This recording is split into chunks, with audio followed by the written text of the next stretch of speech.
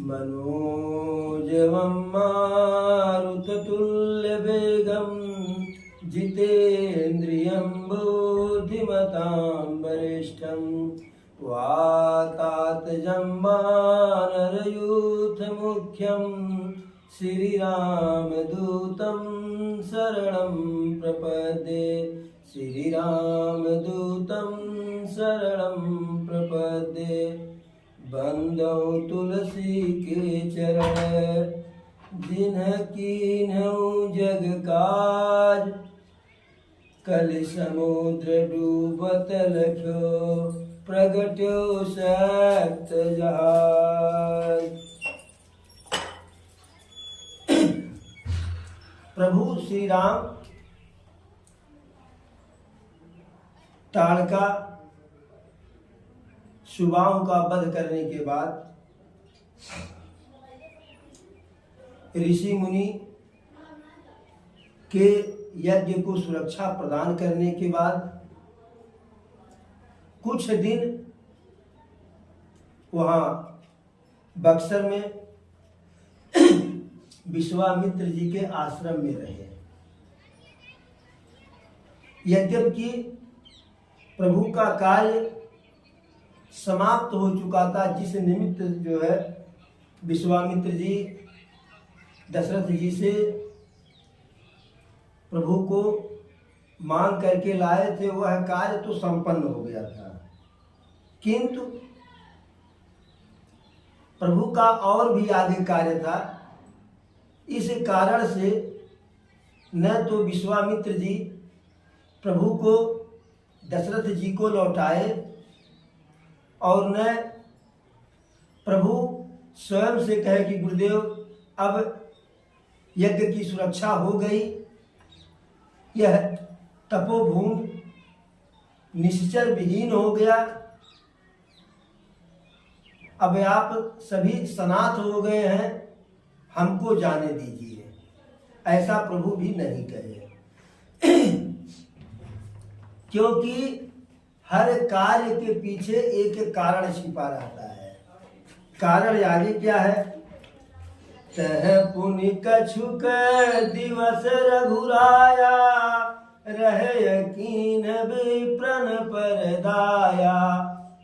वहां बक्सर में विश्वामित्र जी के आश्रम में कुछ दिन और प्रभु रहे, और रहे तो किए क्या?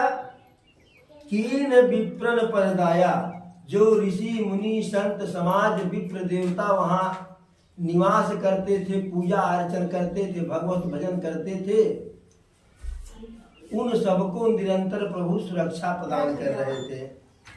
भगति हेतु बहु कथा पुराना, कहे विप्र यद्यपि प्रभु जाना। नित्य प्रति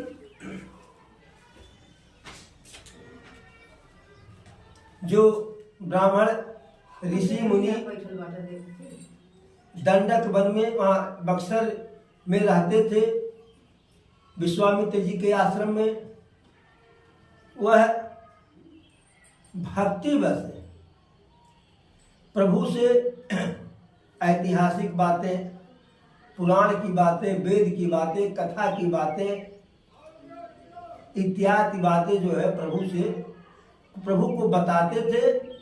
यद्यपि प्रभु तो सर्वज्ञ हैं, जो पहले हुआ उसको भी जानते हैं, जो हो रहा है उसको भी जानते हैं, और जो आगे होगा उसको भी जानते हैं। फिर भी कहे विप्र यद्यपि प्रभु जाना। ब्राह्मण वृंद, ऋषि मुनि कथा इतिहास कहते थे और प्रभु ध्यान पूर्वक सुनते थे, यद्यपि सारी बातें प्रभु को पहले से ही मालूम थी। तब मुनि सादर कहा बुझाई, चरित एक प्रभु देखिए जाई। फिर विश्वामित्र जी प्रभु से कहते हैं कि हे प्रभु, आप यहाँ एक यज्ञ को तो सुरक्षित किए, एक यज्ञ का कार्य संपन्न किए, किंतु एक यज्ञ और हो रहा है। अगर आप वहां चलेंगे तो वह यज्ञ भी संपन्न हो जाएगा। प्रभु कहे कि गुरुदेव अब कौन सा यज्ञ हो रहा है, यहाँ तो आपका यज्ञ संपन्न हो गया। प्रभु कहे कि यह यज्ञ मिथिला में हो रहा है, राजा जनक के द्वारा यज्ञ किया जा रहा है, और उस यज्ञ का नाम है धनुष यज्ञ, जिसमें सभी देश के राजा महाराजा, वीर, सेनानी, सेनापति, राजकुमार सबका आगमन हो रहा है। जो उस धनुष को तोड़ेगा, सीता जी का विवाह उसके साथ हो जाएगा। देखिए बड़ा विचित्र संयोग है। यदि विश्वामित्र जी के धनुष यज्ञ को सुरक्षित करने के बाद प्रभु चले गए होते तो शायद जनकपुर में प्रभु नहीं जा पाते, क्योंकि जनक जी के द्वारा सभी राजा महाराजा को निमंत्रण दिया गया कि आकर के जो धनुष को तोड़ेंगे वह सीता जी से विवाह उनका हो जाएगा। लेकिन दो राजा जिनको निमंत्रण नहीं दिया गया, एक थे चक्रवर्ती राजा दशरथ, अयोध्या के नरेश, जबकि उस समय पूरे पृथ्वी पर दो ही धर्मनिष्ठ जो है शासक हुआ करते थे, एक स्वयं जनक जी और दूसरे दशरथ जी। किंतु दशरथ जी को जो है निमंत्रण नहीं गया, और दूसरा जो राजा था रावण के पास निमंत्रण नहीं भेजा गया। तो रावण के पास तो निमंत्रण इसलिए नहीं भेजा गया कि पराक्रमी है, बलवान है, असुर है, राक्षस है, आएगा तो निश्चित तौर पे सबसे पहले वही धनुष तोड़ेगा, और किसी के मन में तोड़ने की इच्छा होगी भी तो उसे वह धनुष तक जाने नहीं देगा, सबसे पहले धनुष वो तोड़ देगा, और शर्त के अनुसार जो है विवाह उसी राक्षस के साथ कर देना पड़ेगा। इसलिए रावण के पास निमंत्रण नहीं गया। लेकिन दशरथ जी के पास निमंत्रण क्यों नहीं गया? किंवदंती है, कथा है, मानो देव नहीं तो पत्थर।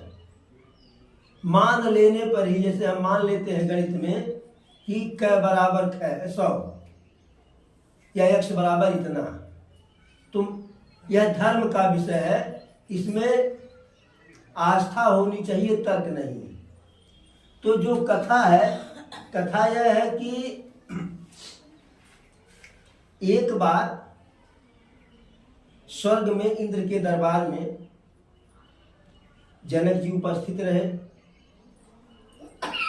उस समय पृथ्वी के दो राजा ऐसे थे जो अपने धार्मिक प्रवृत्ति के कारण, कर्तव्य निष्ठा के कारण, नीति पूर्वक शासन करने के कारण उनका स्वर्ग में आना जाना हुआ करता था। एक जनक जी थे और एक जो है दशरथ जी थे। जनक जी को विदेह कहा जाता है। विदेह का तात्पर्य कि देह से उन्हें कोई मतलब ही नहीं था। जो भी उनका चिंतन था, जो भी कार्य था, आत्मिक था। उनके लिए उनकी आत्मा प्रधान थी, शरीर से कोई मतलब नहीं। और हम लोगों के लिए शरीर प्रधान है, आत्मा से कोई मतलब नहीं। आत्मा भले कहता कि हाई काम नहीं करना चाहिए, लेकिन हम कर्म ना, लड़कवा का हुई, लड़किया का हुई, पतोहिया का हुई, नतिया का हुई, और विदेह जी के लिए यह नहीं था। हर चिंतन उनका आत्मसिद्ध था। तो एक बार इंद्र के दरबार में शनि महाराज और राजा जनक से शास्त्रार्थ हुआ, यानी ज्ञान की बातों को लेकर के वार्तालाप हुआ। कुछ बात वह कहे, कुछ वह कहे, प्रश्न यह किए उत्तर वह दिए, यह प्रश्न किए तो उत्तर वह दिए। उस शास्त्रार्थ में, धार्मिक परिचर्चा में शनि महाराज जनक जी से हार गए, तो वहां तो पराजित हो गए। जनक जी का जय जयकार हो गया, लेकिन शनि महाराज अंदर ही अंदर कुंठित हो गए। जैसे होता है ना कि भाई सबके बीच में हम अपनी पराजय मान ले रहे हैं लेकिन छोड़ेंगे नहीं, जैसे अवसर मिलेगा। तो वहां से जनक जी प्रसन्न मुद्रा में आए अपने राज्य में, और एक दिन शनि महाराज, लोग कहते हैं कि शनि की छाया पड़ गई है, रात्रि में धीरे से जनक जी के राज्य के ऊपर जो है, ऊपर से ही अपना मुंह जैसे कर दिए। तो जनक जी के राज्य में एक पुष्प वाटिका था, बहुत ही रम्य सुरम्य पावन मनभावन।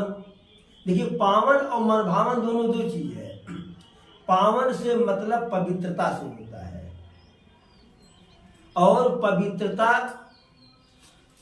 तप से भगवत भजन से आता है, और मनभावन सुहावन यह भौतिक संसाधन है। जैसे घर है, पुट्टी करवा दीजिए, टाइल्स लगवा दीजिए, तो यह सुहावन और मनभावन हो जाएगा। लेकिन पावन तब होगा जब यहाँ भगवत भजन होगा, प्रभु की कथा होगी, प्रभु का नाम जपा जाएगा, तब पावन होगा। तो जनक जी का जो पुष्प वाटिका था वह जानकी जी को समर्पित था। उससे जनक जी को बड़ा प्रेम था, बड़ा लगाव था। तो शनि महाराज अपनी कुदृष्टि, अपनी छाया उस बगीचे पर डाल दिए, और जैसे सुबह हुआ बगीचा एकदम को मिला गया। न तो अक्को फूल ताजा, न अक्को पौधे की पत्ती हरी, यानी सब सूख गया। अब बड़ी समस्या हुई कि यह क्या हो गया। सिंचाई की गई, खाद डाला गया, बार बार सिंचाई हुई, लेकिन जब गर्मी से सूखे तब न हरा भरा हो। वह तो शनि महाराज की कुदृष्टि पड़ गई थी, इसलिए उसके हरा होने का कोई तात्पर्य नहीं रहा, वह सूखते ही जा रहा था। तो जैसे जनक जी विदेह थे, बहुत ही पहुंचे हुए ब्रह्म तत्व के ज्ञाता थे, वैसे जनक जी के धर्म गुरु थे सतानंद जी। कहीं कहीं सदानंद आता है, कहीं कहीं सतानंद आता है। उनके राजपुरोहित थे। सतानंद जी के पास गए, उनसे मशविरा किए, परामर्श लिए कि गुरुदेव यह क्या हो गया। तो वह ध्यान लगाए, कहे ये तो शनि महाराज का प्रकोप है, उनकी छाया पड़ी है, तो कहे हरा भरा कैसे होगा। तो ऋषि मुनियों सबसे जो है विचार विमर्श किया गया, उसका उपाय खोजा गया।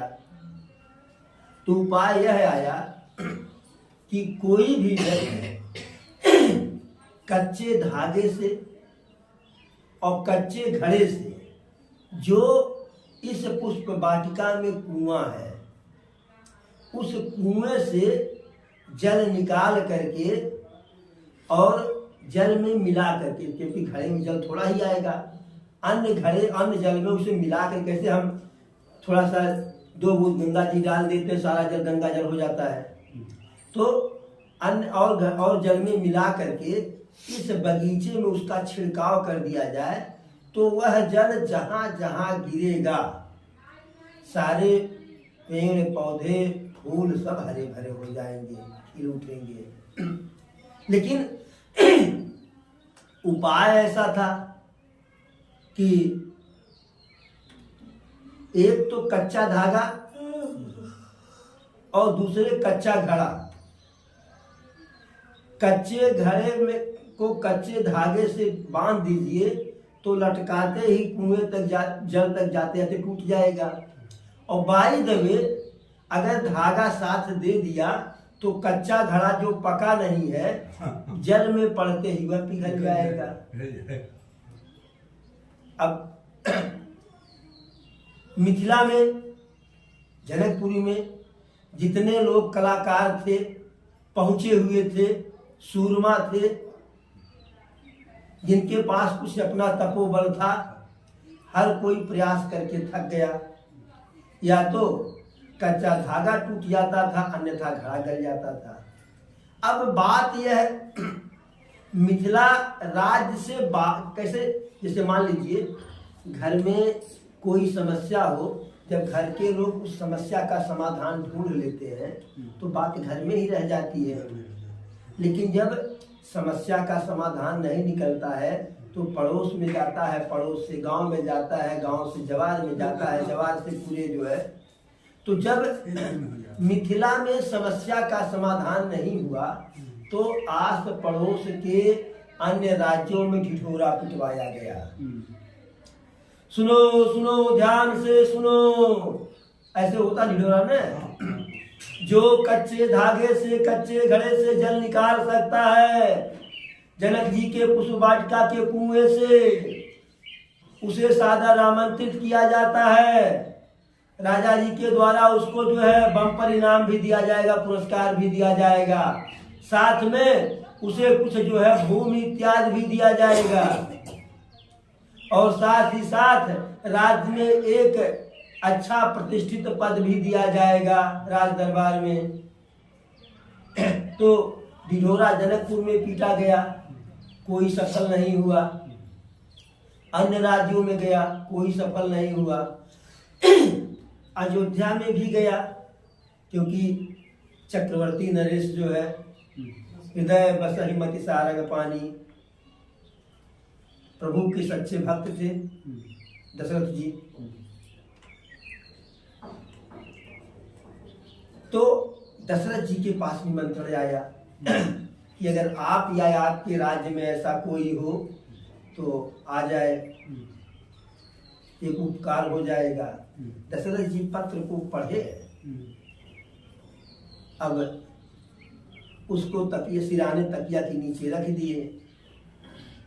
न जाए तो भी अपयस, और जाए बाई दवे जो है जल नहीं निकला तो हमारे निष्ठा में, हमारे तपस्या पे आंच आ जाएगी।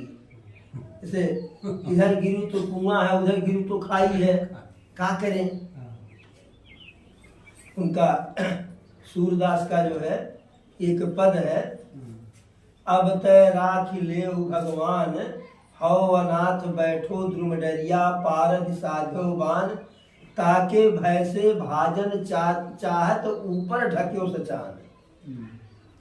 दुहु भांति आन पड़ो यह कवन उबारे प्राण, सुमिरत ही यही डसै पारधी कर छूट्यो संधान। ऐसे एक सूर बाबा का पद है कि एक पक्षी है जो पेड़ की डाल पे बैठा हुआ है, नीचे से शिकारी जो है निशाना ले रहा है उसे मारने के लिए। उसके डर से भागने के लिए देखा ऊपर रास्ता क्लियर हो जाए, ऊपर भाग जाए, तो ऊपर बाज नामक पक्षी बैठा हुआ है। जैसे यहाँ चुले हम अपना शिकार बना ले, क्योंकि आकाश का पक्षियों में आकाश का राजा बाज ही है। तो उसके सामने इधर भी समस्या, उधर तो राजा दशरथ के भी सामने इधर भी समस्या, उधर भी समस्या। अब क्या करें। अब हमारे चिंता के बहुत बड़ा चक्कर सामने, न तो जाते बन रहा है, न आते मैंने रुकते बन रहा है। भोजन इत्यादि सब छोड़ दिए दशरथ जी। तो जब कई दिन हो गया तो एक उनका जो है नौकर था, जिसके माता पिता वहाँ नौकरी करते थे, जब वृद्ध हो गए तो उसे लगा दिए और संकल्प के साथ लगाए कि तुम्हें स्वामित्व धर्म का पालन करते हुए राजा जी का सेवा करना है और भोजन के रूप में बदले कुछ लेना नहीं, भोजन भर लेना है। और भोजन क्या लेना है? महाराज जो भोजन करेंगे थाली में जो जूठा कूठा थोड़ा बहुत बचेगा वही भोजन होगा, बाकी कुछ लेन देन नहीं। इस संकल्प के साथ उसके माता पिता उसे वहां रख दिए और उस संकल्प का वह पालन कर रहा था। लेकिन जब 7 दिन बीत गया, महाराज स्वयं नहीं भोजन किए तो जूठन कहाँ से होगा? वह भी नहीं किया। और महाराज उलझन में, उनके चेहरे पर जो है कांति रहती थी, आभा रहती थी, चमक रहता था। तो पूछ लिया कि सरकार बात का है, जरा हमको भी बताइए।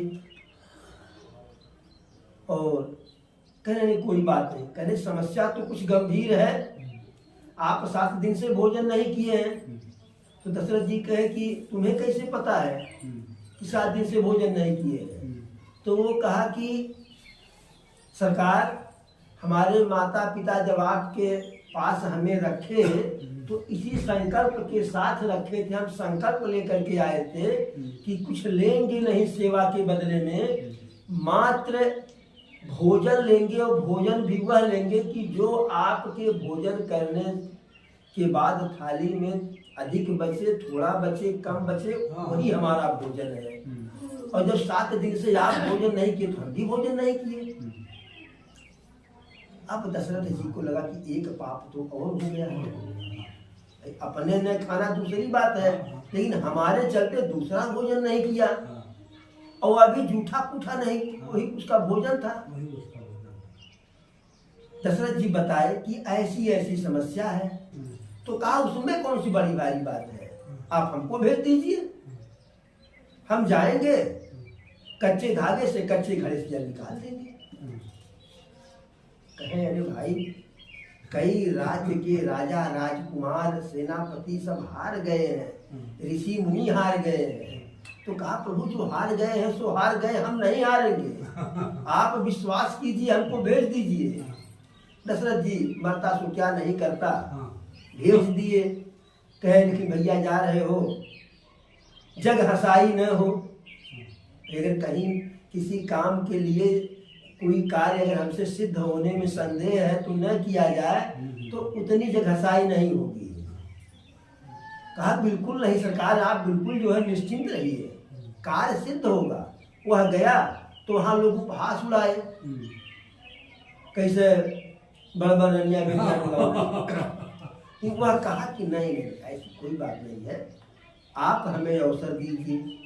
कच्चा धागा आया, कच्चा घड़ा आया, वह प्रभु का एक बार स्मरण किया और कहा प्रभु यदि हम जिस संकल्प के साथ महाराज की सेवा में लगे हैं, अगर हमारा वह संकल्प सिद्ध है तो घड़े में पानी आ जाना चाहिए। एक बार जो है प्रभु का नाम लिया, घड़े को कच्चे धागे से बांधा, घड़ा नीचे किया, पानी आ गया। अब पूरा जय जयकार मच गया। तो वहां सिंचाई हो गई, जनक जी का बगिया हरा भरा हो गया। अब जब धनुष यज्ञ का निमंत्रण भेजना था तो जब जैसे कार्ड कहाँ कहाँ जाएगा तो घर के लोग बैठ करके परामर्श पहले करते हैं ना, वहाँ भेजे वहाँ भेजे वहाँ भेजे। तो सतानंद जी और ऋषि मुनि और जो इनके जैसे राज परिवार के लोग थे सब बैठे, विचार विमर्श हो रहा था। सतानंद जी कहे भाई देखिए, हमारी यदि मानिए तो हर जगह कार्ड आप दीजिए, निमंत्रण दीजिए, बुलावा भेजिए, लेकिन अयोध्या में तो कदापि मत भेजिएगा। ये हुआ ही का है, कहे इसलिए जब अयोध्या का एक मामूली नौकर आ करके उस समय जल निकाल लिया कच्चे धागे से, कच्चे घड़े से, तो वहां का नौकर प्राकर्मी भी हो सकता है। और अगर दशरथ जी किसी नौकर चाकर को भेज देंगे तो शर्त के अनुसार वह धनुष को तोड़ देगा और सीता जी का विवाह नौकर के साथ हो जाएगा, जबकि विवाह राजा या राजकुमार के साथ होना है। इसलिए जो है धनुष यज्ञ का निमंत्रण अयोध्या में नहीं गया था, पहला कारण। दूसरा कारण, अब ये कथानक ही है, न तो उस समय हम थे न आप थे, और तुलसी बाबा लिखे नहीं इस बारे में। दूसरा कारण, एक बार एक व्यक्ति की शादी हुई नई नई, अब पहली बार पत्नी आई थी, मायके गई तो ससुराल जा रहा था। तो भाई देखिए, घर पे कोई चाहे जैसे रहे, लेकिन ससुराल में हर कोई जो है बन ठन के जाता है। तो फर्स्ट क्लास सफेद पैंट सफेद शर्ट पहन करके टीप टाप होकर के जा रहा था। रास्ते में एक नदी पड़ा, जल विहीन था लेकिन दलदल था, कीचड़ युक्त। अब उस नदी में से जाए तो कपड़ा खराब हो जाए, और कपड़ा दूसरा कोई कपड़ा रखे नहीं था, कपड़ा खराब हो जाए ससुराल में बेइज्जती हो जाएगी। उसी कीचड़ में एक गौ माता फंसी हुई थी। गौ माता करीब करीब जो है मैंने डूब ही चुकी थी, उनके बचने का कोई चांस नहीं था।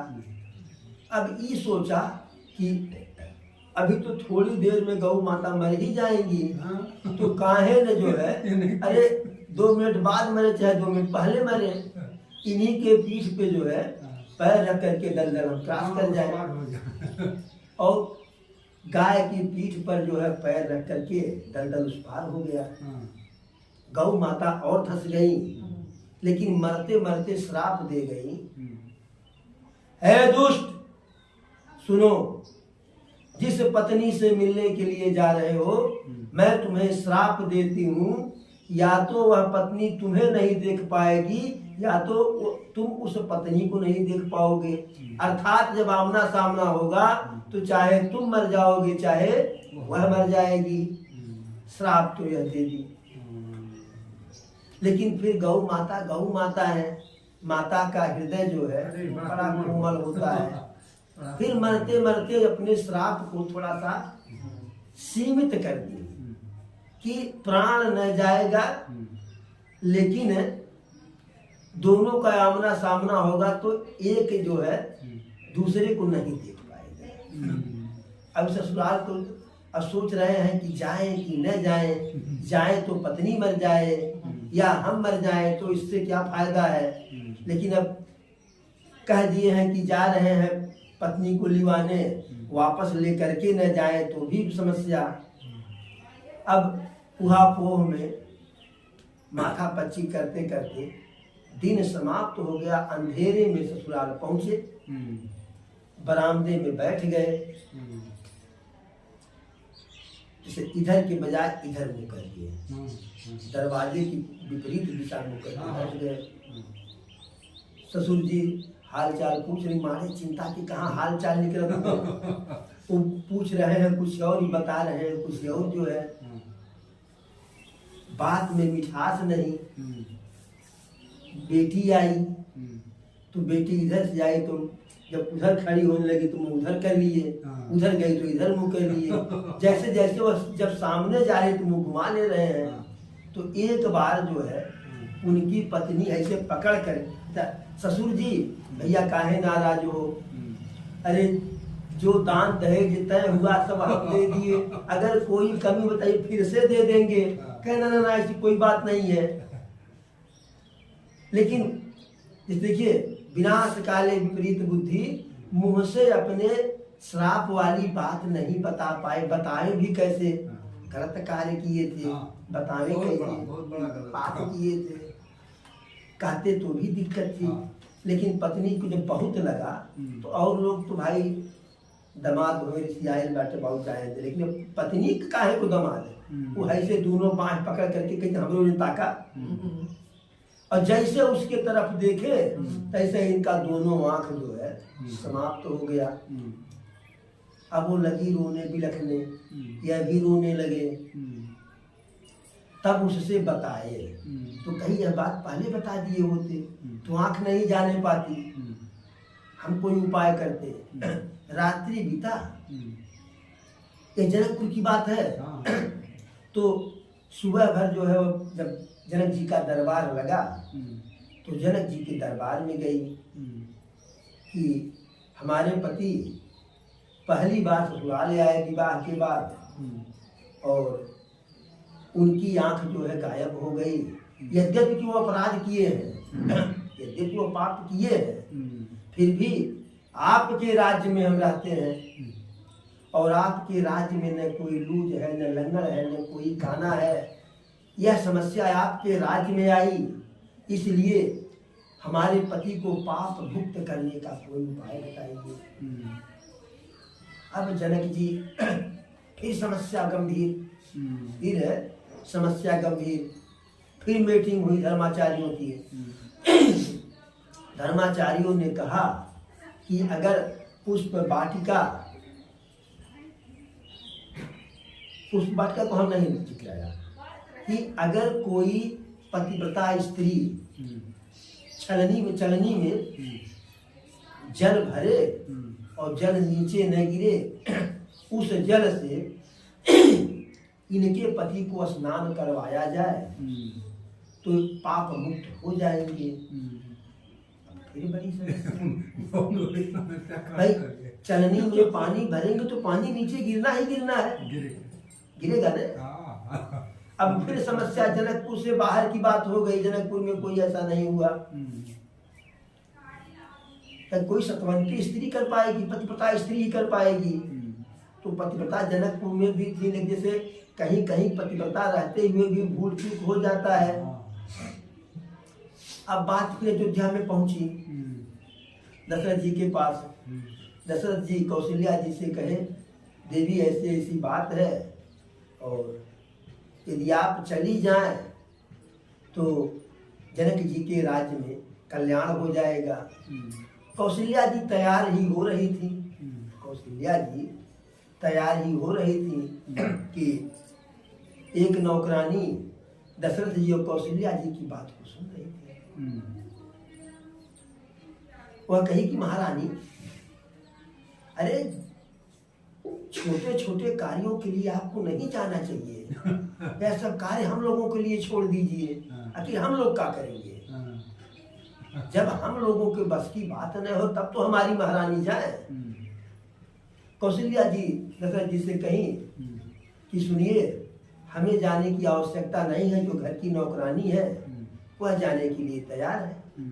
अब वो चली गई जनक जी के यहाँ, चलनी में पानी भरी, पानी एक बूंद नीचे नहीं गिरा, पानी चलनी में ज्यों का त्यों, और उसी पानी से उसके पति को स्नान करवाया गया। उसकी आंखें वापस आ गई। यह भी एक कारण था। तो धनुष के समय विचार विमर्श हुआ कि वही अयोध्या है कि जहाँ के लोग दो दो बार कलाकारी कर चुके हैं, तीसरी भी कलाकारी है, लेकिन कथा बहुत लंबी हो जा रही है ना कि निमंत्रण क्यों नहीं गया।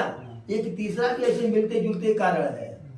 तो लोगों ने कहा कि जब वहाँ का नौकर ऐसा है, नौकरानी ऐसी है, तो गली में घूमने वाले भी पराक्रमी हैं। कहीं किसी नौकर को भेज देंगे तो बिटिया का विवाह है राजा राजकुमार प्रजा नौकर के साथ हो जाएगा।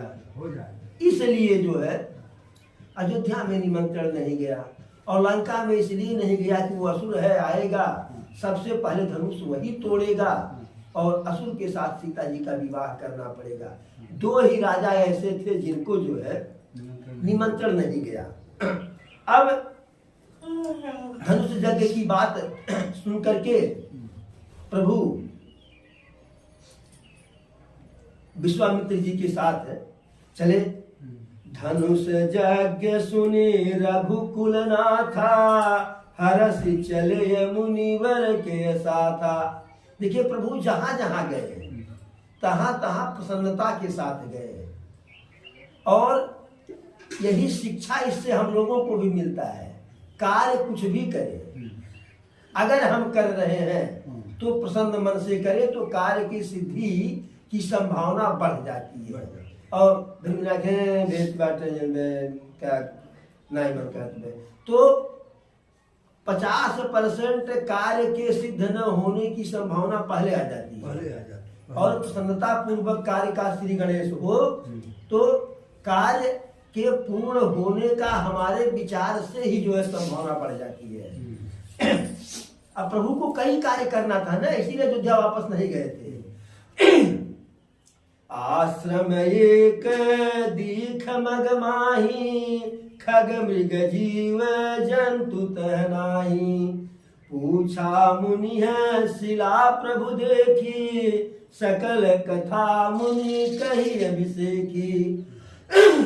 रास्ते में जैसे ही बक्सर से आगे बढ़े तो बक्सर और पटना के बीच में एक गांव पड़ता अहिरौली, जहां गौतम ऋषि का आश्रम था, माता अहिल्या पत्थर बनी हुई थी। तो जैसे ही अहिरौली में प्रभु पहुंचे विश्वामित्र जी के साथ, आश्रम एक दीख मग माही, खग मृग जीव जंतु तहनाही। रास्ते में एक आश्रम दिखाई पड़ा, एक आश्रम दिखाई पड़ा। कैसा कि न तो वहां कोई पक्षी है, न तो कोई पशु है, न तो कोई जीव है, न तो कोई जंतु है, न कोई पुरुष है, न कोई नारी है। जो पेड़ पौधे हैं सब सूखे सूखे हैं। पूछा मुनि है शिला प्रभु देखी, सकल कथा मुनि कहा अभिषेकी। जैसे ही उस पत्थर, एक पत्थर वहां आश्रम में खड़ा है, उस पत्थर को प्रभु देखते हैं तो रुक जाते हैं।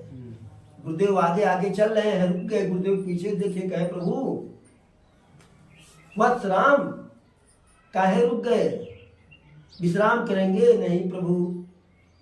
तो प्रभु कहते हैं कि गुरुदेव यह जो स्थान दिख रहा है सुहावन तो नहीं है, लेकिन पावन लग रहा है। ऐसा लग रहा है कि पूर्व में यहाँ किसी ऋषि का आश्रम था, किसी मुनि का आश्रम था, यहाँ उनके द्वारा भगवत भजन किया गया है। यह किसी ऋषि का तपस्थली मालूम पड़ता है। इसकी पवित्रता बता रही है, सुहावन तो नहीं, क्योंकि आज उजाड़ है यह। और शिला को देख रहे हैं तो कह रहे हैं कि प्रभु गुरुदेव यह कैसा पत्थर है, कैसा यह आश्रम है, यहाँ कोई जीव जंतु नहीं, यहाँ तक कि जितने वृक्ष हैं सब सूखे हुए हैं, पशु पक्षी नहीं। तो मुनिवर कहे कि हे वत्स, आज तक उस शिला को किसी ने देखने का जो है सिरदर्द नहीं उठाया। लोग आते हैं जाते हैं चले जाते हैं, उधर कोई देखता नहीं है, और आप काहे उधर देख रहे हैं? प्रभु कहे यही तो हमारी समस्या है, यही तो हमारा स्वभाव है। जिसे कोई नहीं देखता है उसे हम देखते हैं। तो गुरुदेव कहे कि लगता है कि इस समय आप इस शिला पे कृपा करना चाह रहे हैं, आप कृपा करने वाले हैं। प्रभु कहे गुरुदेव आपके रहते हम कौन सा कृपा करेंगे, कृपा तो आप करेंगे, करता धरता सब आप है, हम कृपा करने वाले कौन है? हाँ लग रहा है कि इस शिला के हम कुछ ऋणी हैं। गुरुदेव कहे कैसा, आप कैसा ऋणी? कहीं किसी ज्ञानी के तो ऋणी नहीं है। कहे गुरुदेव ज्ञानी से हमारा क्या संबंध है, हम ज्ञानी के ऋणी नहीं, ज्ञानी से न हमें कुछ लेना है न ज्ञानी से हम, ज्ञानी को हमसे कुछ लेना है। हम तो जब भी ऋणी होते हैं भक्त के ऋणी होते हैं।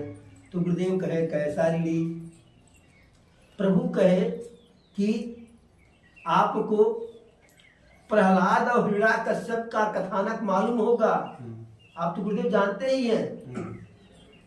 जब हिरण्यकश्यप पूछा प्रहलाद से कि भगवान कहाँ कहाँ है, तो प्रहलाद कहे हर जगह है, यहाँ भी है, वहां भी है, वहां भी है। तो हिरण्यकश्यप क्या इस खंभे में भी है? पत्थर के खंभे में कहा? हाँ, पत्थर के खंभे में भी है। और पत्थर के खंभे से प्रहलाद भगवान को प्रकट किए। एक भक्त अगर पत्थर से भगवान को प्रकट कर रहा है तो भगवान ऋणी हो गए कि हम इसी पत्थर से भक्त को भी प्रकट करेंगे। बोलो ज्ञाना सरकार की जय। तो पत्थर से प्रभु को एक भक्त पैदा करना था। अब देखिए, अहिल्या गौतम ऋषि का संवाद, कथानक, कहानी करीब करीब सबको मालूम है, लेकिन तुलसी बाबा उसे कुछ लिखे नहीं। ये तुलसी बाबा नहीं लिखे, क्यों नहीं लिखे? क्योंकि अगर उस कहानी का वर्णन किया जाएगा तो माता अहिल्या के चरित्र पे आंच जाएगा। तो जब उस कहानी पे तुलसी बाबा ताला लगा दिए हैं तो हम आप कहाँ कितने बड़े विद्वान हैं उस ताला को खोलें? तो उस कहानी को हम लोग भी नहीं चर्चा करेंगे, कहानी का, है ना। पूछा मुनि है शिला प्रभु देखी, सकल कथा मुनि कही विषय की। सारी कथा मुनि कह दिए, लेकिन तुलसी बाबा उस कथा को नहीं कहे। का तुलसी बाबा जानते नहीं थे? उसको संक्षेप कर दिए, कुछ कहे ही नहीं। अब विश्वामित्र जी कहते हैं, गौतम नारी श्राप बस, उपल देह धरि धीर, चरण कमल रज चाहती, कृपा करहु रघुवीर। हे प्रभु, संक्षिप्त में गौतम ऋषि की यह नारी अहिल्या है जो अपने पति के श्राप के कारण उपल देह धरि धीर, पत्थर का शरीर धारण कर ली है, पत्थर हो गई है। चरण कमल रज चाहती, कृपा करहु रघुवीर। आपके चरणों का धूल चाहती हैं, तभी इनको मुक्ति मिलेगी। और आप कृपा करके अपने चरणों का स्पर्श कीजिए। जैसे विश्वामित्र जी कहे तो प्रभु अहिल्या जी की पात्रता नहीं देखने गए कि हकीकत में इनका कर्म या भगवत भजन इस लायक है कि नहीं कि हमारे चरण का रज इनको मिले। प्रभु गुरुदेव कह दिए, गुरुदेव कह दिए। तो जब गुरुदेव का, इसका मतलब कि यह प्रमाणित है कि यह इस योग्य है। अहिल्या जी की पात्रता, माता अहिल्या की पात्रता ऐसी है। तो अगर कोई बात ऋषि मुनि कहे तो हमें मान लेना चाहिए, तब उसमें प्रमाण नहीं खोजना चाहिए।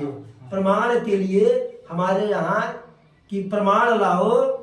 हमारे यहाँ राजनीतिक कई ठो पार्टियां हैं, जैसे कांग्रेस वाले हैं, कहते हैं कि भगवान का जन्म अयोध्या में हुआ तो प्रमाण लाइए इत्यादि। प्रमाण वह मांगे, हमें प्रमाण नहीं मांगना। हमें जिस बात को ऋषि मुनि हमारे बता दी उसको मान लेना है। जैसे ही स्पर्श हुआ तैसे पर सतपद पावन शोक न सावन, प्रकट भई तप पुंज सही, देखत रघुनायक जन सुखदायक, सनमुख होई कर जोरी रही, अति प्रेम अधीरा पुलक शरीरा, मुख नहीं आवई बचन कही, अतिशय बड़ भागी चरणन लागी, जुगल नयन जलधार बही। जैसे ही प्रभु के चरण का स्पर्श होता है तो परसत पद पावन शोक न सावन, शोक, संतप्ति, कष्ट को हरने वाला प्रभु का चरण जैसे स्पर्श हुआ तो माता अहिल्या का शाप नष्ट हो गया। और क्या हुआ? प्रगट भई तप पुंज सही, जैसे कोई तपस्या का पुंज हो उस प्रकार से माता जी प्रकट हो गई, सीधे पत्थर सजीव हो गया। देखत रघुनायक जन सुखदायक सन्मुख होई कर जोर रही। जैसे ही प्रभु को देखती हैं, क्योंकि जब श्राप मिला था तो गौतम जी बाद में जब उनको थोड़ा सा जो है क्रोध उनका शांत हुआ तो बताए कि इस श्राप से मुक्ति कब होगी, कैसे होगी, जब त्रेता युग में प्रभु का चरण स्पर्श होगा। तो माता अहिल्या तो समझ ही गई कि भगवान है। क्या करती, देखत रघुनायक जन सुखदायक सन्मुख होई कर जोरी रही।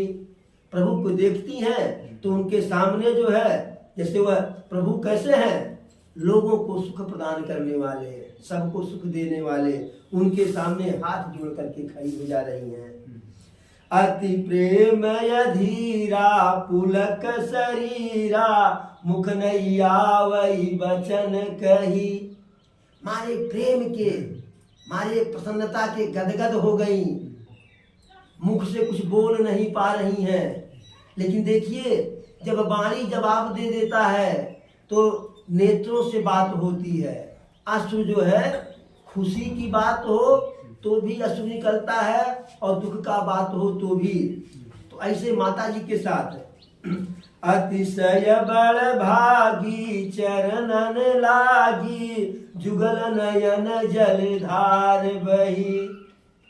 अपने आप को बिल्कुल बड़ी भाग्यशाली मान रही है और प्रभु के चरणों में लिपट गई और उनके दोनों नेत्रों से झरझर झरझर प्रेम के अश्रु जो है गिरने लगे।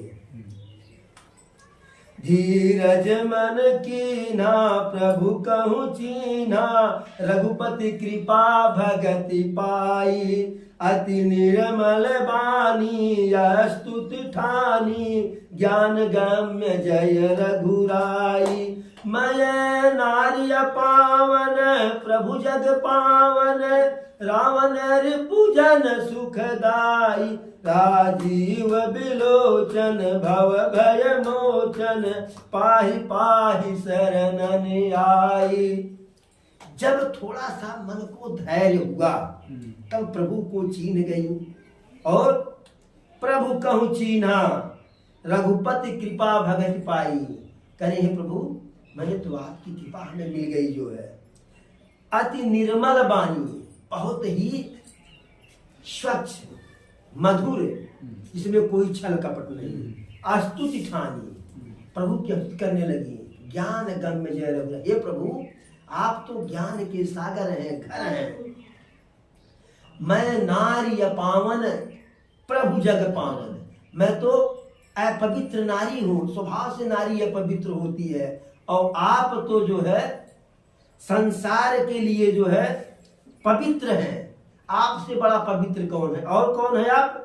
रावण रिपु जन सुखदाई। रावण के शत्रु आप, रावण का संहार आप ही से होना है और लोगों को सुख प्रदान करने वाले हैं। राजीव बिलोचन भव भय मोचन पाहि पाहि शरणन आई। राजीव माने कमल होता है, सुंदर होता है। तो कहते कि आपकी जो कमल रूपी सुंदर नेत्र हैं उसको देख करके भव भय मोचन, भव सागर सांसारिक कष्ट दूर होने वाला है।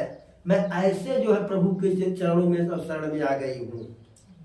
तो प्रभु कहते हैं मुनि साप जो दीना यति भल कीना परम अनुग्रह मय माना। देखऊं भरि लोचन भव, देखऊं भरि लोचन हरि भव मोचन यही लाभ शंकर जाना। बिनती प्रभु मोरी मय मति भोरी नाथ न मागऊं बरयाना। पद कमल परागा रस अनुरागा मम मन मधुप करय पाना। तो प्रभु कहते हैं हे माता, आपको श्राप क्यों ऋषि दिए थे? आपके पति आपको श्राप क्यों दिए थे? तो माता कहती है प्रभु आपसे किसने कह दिया कि हमारे पति हमको श्राप दिए थे? कहे कि तभी तो आप पत्थर बनी थी। कहे प्रभु यह बात आधा सत्य है, पूरा सत्य नहीं है। पूरा सत्य क्या है? मुनि श्राप जो दीना अति भल कीना परम अनुग्रह मय माना। जैसे कोई कार्य या कोई घटना घट जाए तो घटना हमारे पक्ष में है कि विपक्ष में है, हमारे लिए वह श्राप है कि वरदान बाद पता चलता है ना। जैसे छोटा सा लड़का है, आगे सांप बैठा हुआ है, अब वह जा रहा है, हम उसको रोक रहे हैं, आप रोक रहे हैं, तो उसे यही लगेगा हमको रोक रहे हैं। उसके समझ में आप अच्छा नहीं कर रहे हैं। लेकिन अगर सांप काट लेता तो आपका रोकना उसके लिए वरदान हो गया ना। तो माता जी यही कहती हैं कि हे प्रभु, जो हमारे पति गौतम जी हमको श्राप दिए थे, वह श्राप नहीं दिए थे, वह तो हमारे लिए वरदान था। अगर वह हमको श्राप न दिए होते, वह वरदान न दिए होते, तो मुझे आपका दर्शन कैसे होता? देखो भरी लोचन हरि भव मोचन। प्रभु मैं आपको भर निगाह देख रही हूं। जो संसार रूपी दुखों को दूर करते हैं, हम आपको देख रही हूं। यही लाभ शंकर जाना, यही तो लाभ शंकर जी अपने हृदय में आपको बसा करके पा रहे हैं। लेकिन मैं शंकर जी से आगे निकल गई। क्यों? अभी आगे बताते हैं। बिनती प्रभु मोरी मय मति भोरी नाथन मांगू बरयाना। हे प्रभु मैं बहुत भोली हूँ, बड़ी सीधी हूँ, दाव पेच हमें आता नहीं है, इसलिए मैं आपसे और कोई दूसरा वरदान नहीं मांगती हूँ। कौन सा वरदान मांगती हूँ? पद कमल परागा रस अनुरागा मम मन मधुप करय पाना। हे प्रभु आपका जो चरण है वह पद कमल पराग, वह समझिए कि कमल की तरह से है। आपका चरण कमल है, आपके चरण कमल है, कमल चरण है। कहा गया ना, नव कंज लोचन कंज मुख कर कंज पद कंजारुणम। प्रभु के नेत्र नए कमल के फूल की तरह से हैं। कंज मुख कर, मुख भी उनका खिले हुए कमल की तरह से है। सारा शरीर ही उनका जो है, चरण भी कमल की तरह है। आप तो है पूरा अपने आप में ही कमल के फूल है। तो जब आप कमल के फूल हैं तो मम मन मधुप करे पाना। तो अगर आप कमल बन जा रहे हैं तो मेरे मन को अपना भंवरा बना लीजिए, और मेरा मन रूपी भंवरा आपके चरण कमलों के पराग का जो है पान करे हमेशा, और कुछ नहीं चाहिए। फिर आगे माता क्या कहती हैं? जेहि पद सुर सरिता परम पुनीता प्रकट भय शिव शीस धरी। सोई पद पंकज जेहि पूजत यज मम सिर धरऊ कृपाल हरि।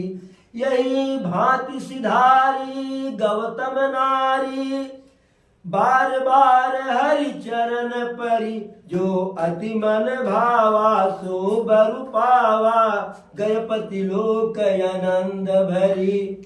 इस प्रकार से माता जी कहती हैं कि हे प्रभु, जय पद सुर सरिता परम पुनीता। जिस चरण कमलों से गंगा मैया की उत्पत्ति हुई है, गंगा मैया निकली है, प्रकट हुई है। शिव शीस धरी, आपके चरण कमलों से गंगा मैया निकली है, इसलिए उस गंगा मैया को शिव जी अपने जो है जटाओं में स्थान देते हैं।